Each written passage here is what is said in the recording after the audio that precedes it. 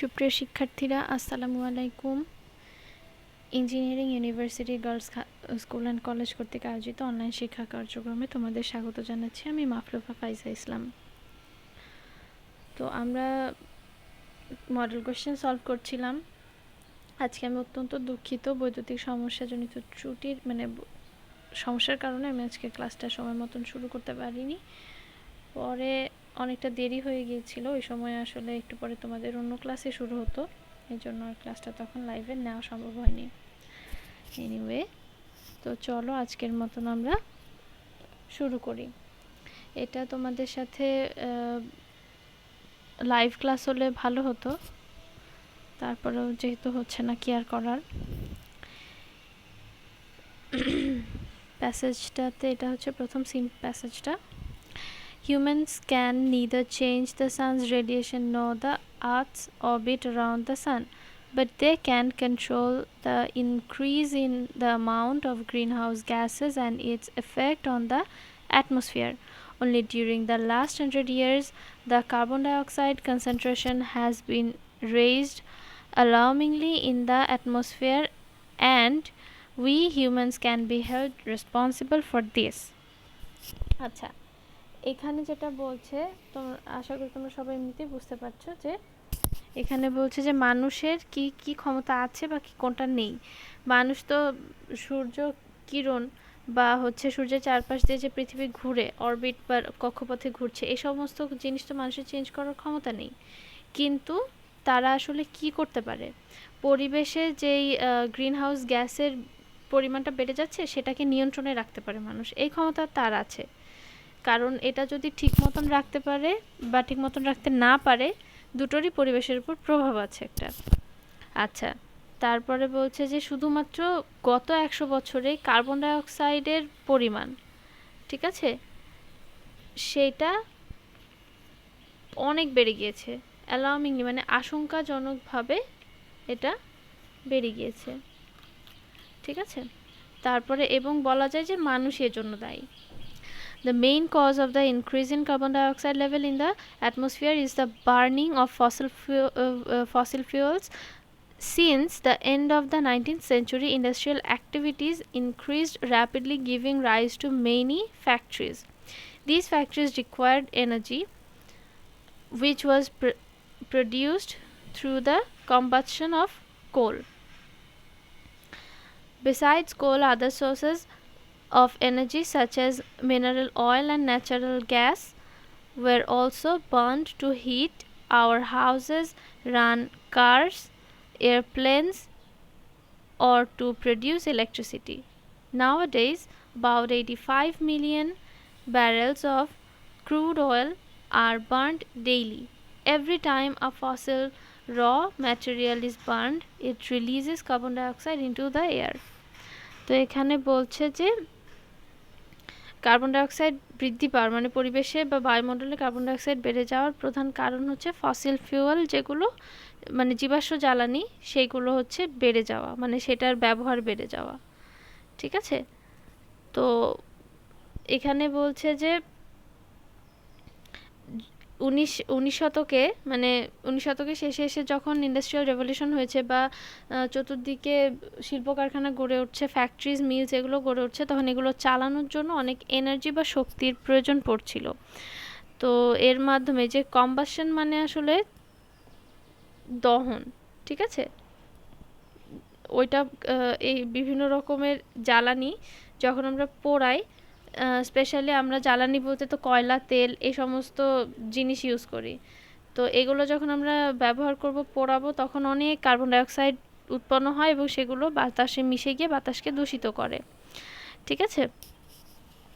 তো আর কি বলছে যে শুধু ফ্যাক্টরিজই না, আমাদের যে ডেইলি লাইফ, সেখানে মানে আমাদের বাড়িঘর গরম রাখার জন্য, তারপর আমাদের বিভিন্ন কাজে লাগানোর জন্য প্রতিনিয়ত এনার্জির প্রয়োজন হচ্ছে, ঠিক আছে। যে আমরা গাড়ি চালাচ্ছি, প্লেন চালাচ্ছি, সবখানে আমাদের, তারপরে ইলেকট্রিসিটির প্রয়োজন হচ্ছে, প্রতি জায়গায় আমাদের হচ্ছে করতে হচ্ছে, এনার্জি ইউজ করতে হচ্ছে, ঠিক আছে। তো বলছে প্রতিদিন 85 মিলিয়ন ব্যারেলস, ঠিক আছে, 85 মিলিয়ন ব্যারেলস জ্বালানি তেল মানে প্রতিদিন এটা বার্ন করা হয়। প্রতিদিন এইগুলো হচ্ছে মানে অশোধিত ক্রুড অয়েল বলতে অশোধিত তেল, ঠিক আছে, এগুলো ইউজ করা হয় প্রত্যেক দিন। আচ্ছা, আর প্রতি সময় যে সময়ই একটা ফসিল র ম্যাটেরিয়াল মানে জীবাশ্ম জ্বালানি একটা কাঁচামাল মানে পোড়ানো হবে, কার্বন ডাইঅক্সাইড এটা বাতাসে মানে এই জিনিস এই দহনের মাধ্যমে কার্বন ডাইঅক্সাইড বাতাসে ছড়িয়ে পড়ে। Therefore, it is clear that more and more greenhouse gases like carbon dioxide are being generated worldwide by humans. Moreover, we are also strengthening the greenhouse effect by deforestation, which means cutting down trees. Every year, enormous areas of forests are destroyed by people to obtain wood and to clear regions for mining and to create pasture. These loss of the forest causes dual problems. Trees that are burned up release large volumes of carbon dioxide gas into the air. On the other hand, as forests absorb a lot of carbon dioxide from the air and deliver oxygen instead, we also destroy an important storehouse of carbon dioxide when we clear forests. আচ্ছা, এখানে তাহলে কি বলছে যে আমাদের মানে বিশ্বব্যাপী যে কার্বন ডাইঅক্সাইড জেনারেট হচ্ছে বা উৎপাদিত হচ্ছে এটার কারণ আসলে মানুষ, ঠিক আছে। আর এছাড়াও আমরা গ্রিনহাউস ইফেক্টটাকে আরও জোরদার করছি, মানে এটাকে আরও শক্তিশালী করে দিচ্ছি ডিফরেস্টেশনের মাধ্যমে, মানে গাছপালা কেটে ফেলছি। ডিফরেস্টেশন বলতে কাটিং ডাউন দ্য ট্রিজ। আচ্ছা, এবং বলছে যে প্রতি বছর ইনর্মাস মানে অনেক বড়, হিউজ, ঠিক আছে, লার্জ অ্যামাউন্ট। তো প্রতি বছর অনেক অনেক এরিয়া মানে গাছপালা আমরা কেটে ফেলছি, মানে সারা বিশ্ব মিলিয়ে একটা হিউজ এরিয়া দাঁড়াচ্ছে যা আমরা গাছপালা ধ্বংস করে দিচ্ছি। এখন এখানে দুই ধরনের প্রবলেম আছে, ঠিক আছে। Loss of the forest causes dual problems. দুই ধরনের প্রবলেম কি হচ্ছে, এক হচ্ছে যে যখনই আমরা মানে গাছপালা কেটে পুড়িয়ে ফেলছি, মানে গাছপালাগুলো আমরা কেন কাটি, যে থাকার জায়গা মানে জ্বালাভূমি বলছি, যে চাষবাসের যে জায়গা প্যাস্চার মানে থাকা খাওয়ার যে জায়গা সেগুলো তৈরি করার জন্য আমরা করি। আর কি করি দেখো, আমরা হচ্ছে মাইনিং করার জন্য মানে খনিজ সম্পদ উত্তোলনের জন্য আমরা খনি বানাই। ওইখানে যদি গাছপালা থাকে বা মানব বসতি থাকে তাহলে তো এগুলো করা সম্ভব না। তো এই গাছপালা পুড়িয়ে দিয়ে আমরা সেই সমস্ত জায়গায় মাইন করি বা হচ্ছে থাকা খাওয়ার জায়গার ব্যবস্থা করি, ঠিক আছে, চাষের ভূমি বা থাকার জায়গা এই সমস্ত। এখন এটা করলে এক হচ্ছে যে যখনই আমরা গাছপালা কেটে ফেলছি, কেটে পুড়িয়ে দিচ্ছি ওগুলো ধ্বংস করার জন্য, তখন ওই গাছপালা পুড়ে প্রচুর কার্বন ডাইঅক্সাইড এবং আদার্স গ্রিনহাউস গ্যাসেস তৈরি হয়, যেটা পরিবেশের জন্য খুবই খারাপ। একই সাথে আরেকটা জিনিস ঘটছে, যখনই আমরা গাছ কেটে ফেলছি তখনই আমাদের অক্সিজেনের স্বল্পতা মানে অক্সিজেন একটু একটু করে কমছে।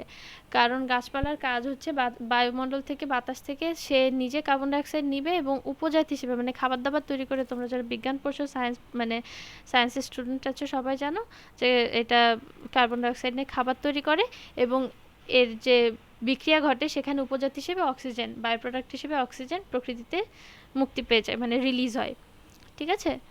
তো এটা আমাদের পরিবেশের ক্ষতিকর উপাদান কার্বন ডাইঅক্সাইড নিয়ে নিচ্ছে এবং আমাদের জন্য গুরুত্বপূর্ণ উপাদান অক্সিজেন প্রকৃতিতে ছেড়ে দিচ্ছে। তো যখন গাছই থাকবে না এই প্রসেসটা ব্যাহত হবে, তাই না।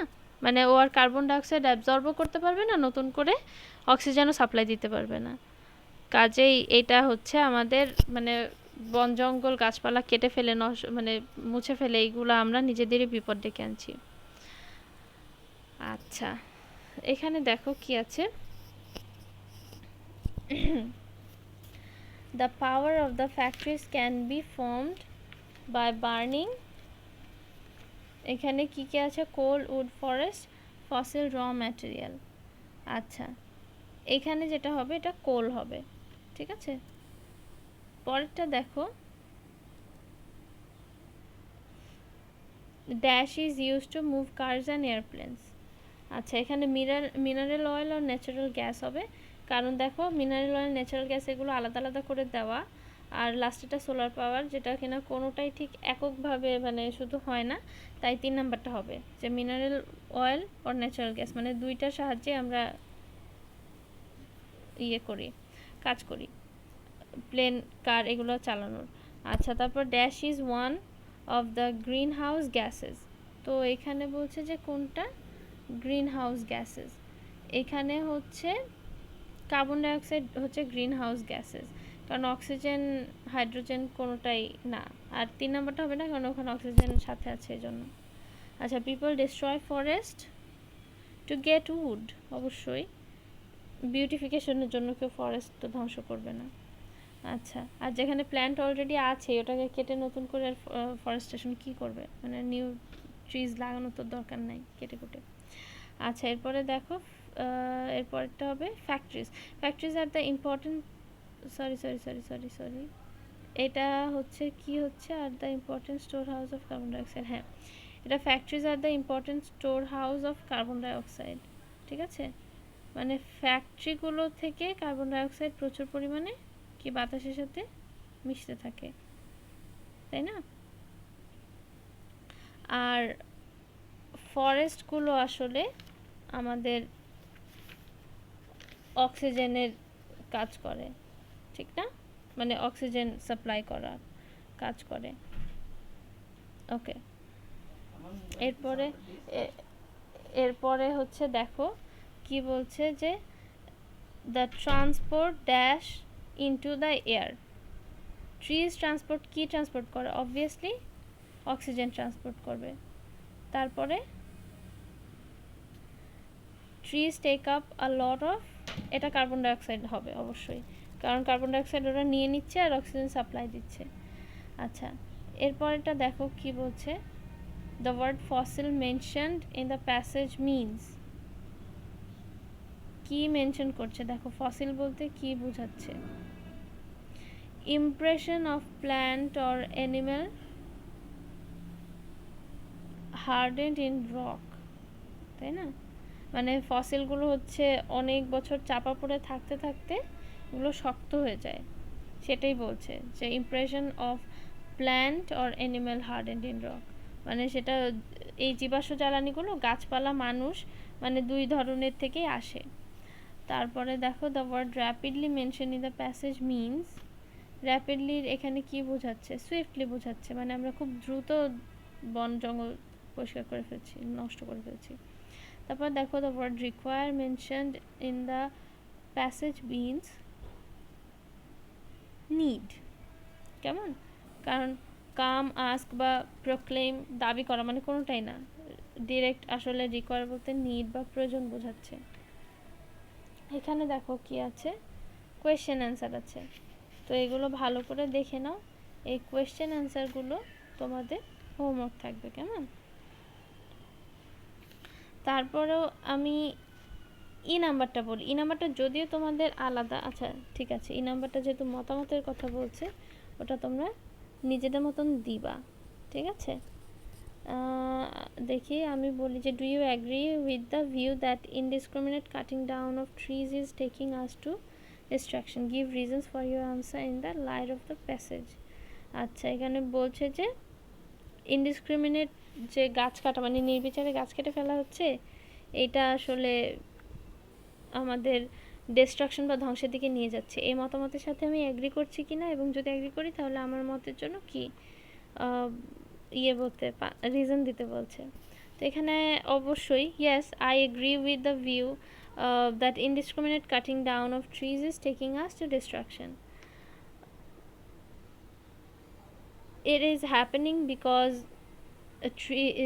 it happens because trees burn down, releasing a large volume of carbon dioxide gas into the air. Another thing is carbon dioxide, I mean forests are destroyed, which helps to decrease carbon dioxide from nature or from the atmosphere. But when we are cutting down those trees, carbon dioxide is still there. it cannot be removed without the help of trees. So yeah, we are destroying ourselves in fact. এখানে খেয়াল করো জহির রায়হানের কথা বলছে Zahir Raihan was one of the most talented filmmakers in Bangladesh. He was born on 19 August 1935 in the village Mojpur in Feni district.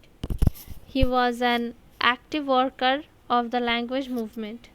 He was one of the 10 students to go out in a procession on 21st February 1952 despite a ban on such activities imposed by the authorities.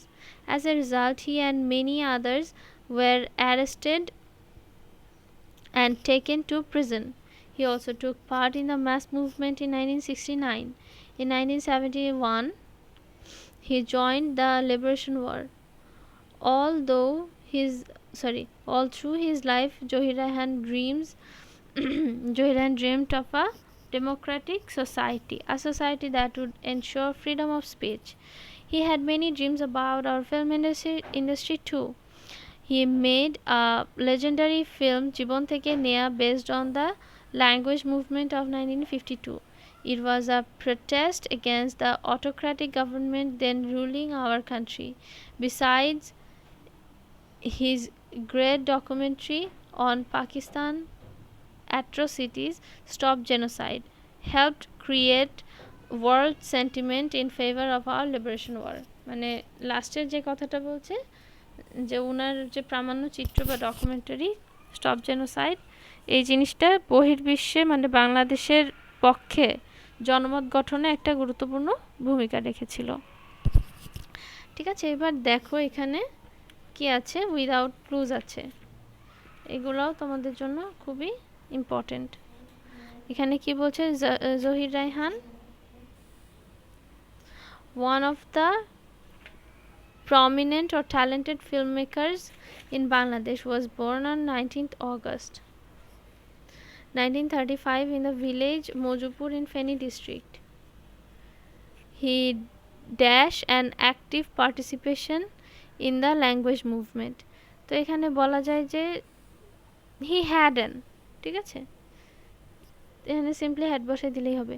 He was one of the 10 students who went out in a procession on 21st February 1952 in spite of a ban on such activities. Dash, he and many others were arrested. Okay,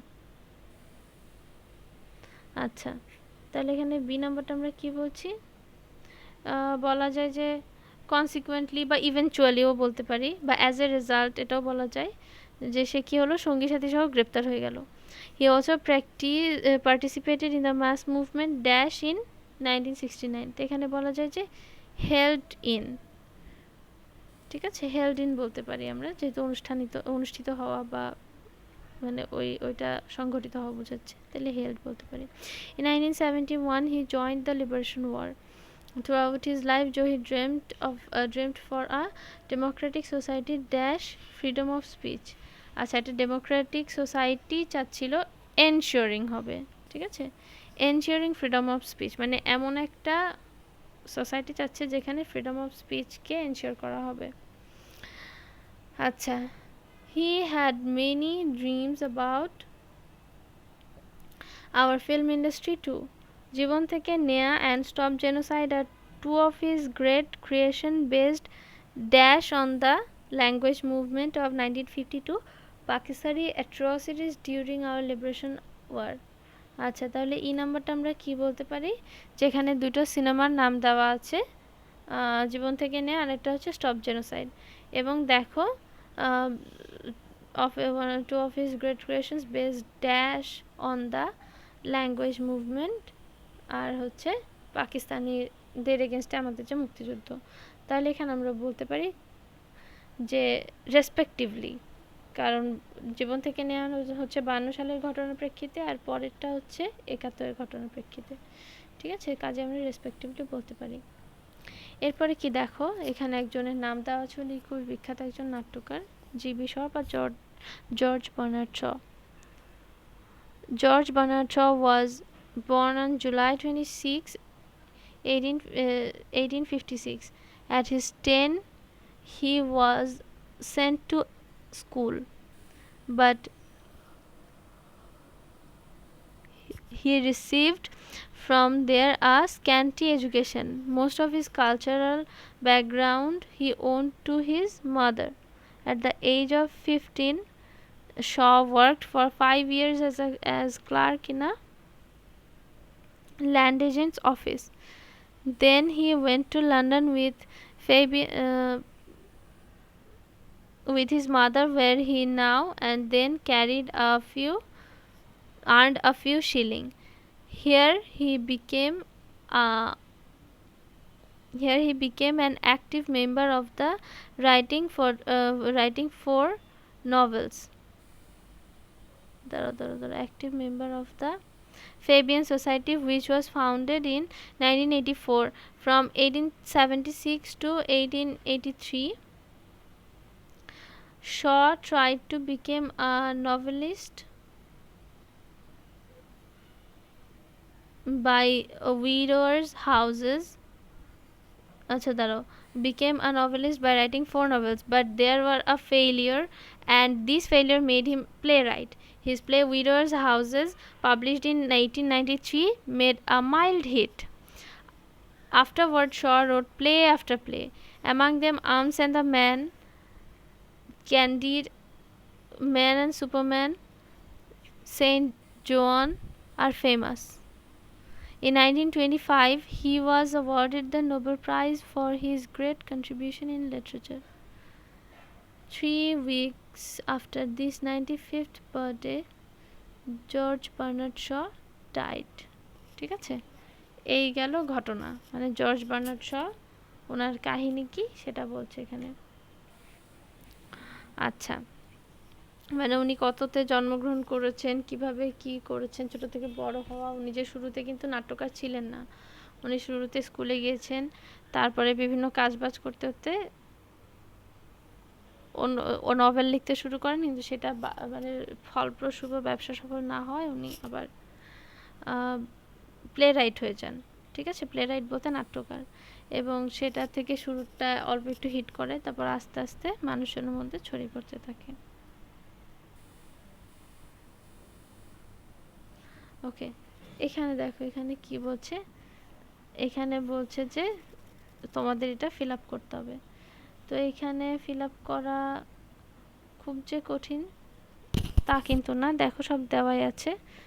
যে উনি life span কত ছিল, 1856 সাল থেকে কত সালে বেঁচে ছিলেন। উনি মারা গিয়েছেন হচ্ছে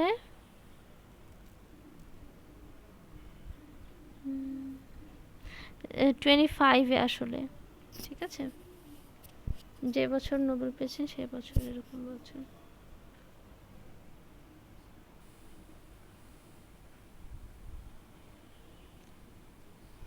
ওকে, এইখানে দেখো George Bernard Shaw education was sent in 1866।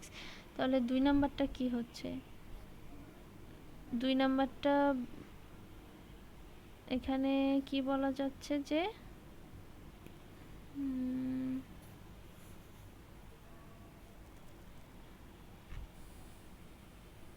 কোথায় হচ্ছে উনি মানে এডুকেশনের জন্য ওনাকে কোথায় পাঠানো হচ্ছিল, তাই না? দেখো এটা হচ্ছে টু স্কুল অবভিয়াসলি। 3 নাম্বারটা কি? ড্যাশ ওয়াজ পাবলিশড, মানে কোন জিনিসটা পাবলিশড হয়েছিল সেটা জিজ্ঞেস করছে। মেডা মাইল্ড হিট, মেডা মাইল্ড হিট কোনটা, নাটকটার নাম কি? এটা হচ্ছে উইডোয়ার্স হাউসেস, সরি এটা হচ্ছে হ্যাঁ হিজ প্লে মেডা মাইল্ড হিট। তার মানে এটা হচ্ছে 3 নম্বরে হবে কখন পাবলিশড হয়েছে। পাবলিশড হয়েছে 1893। ওকে, এই তো হলো।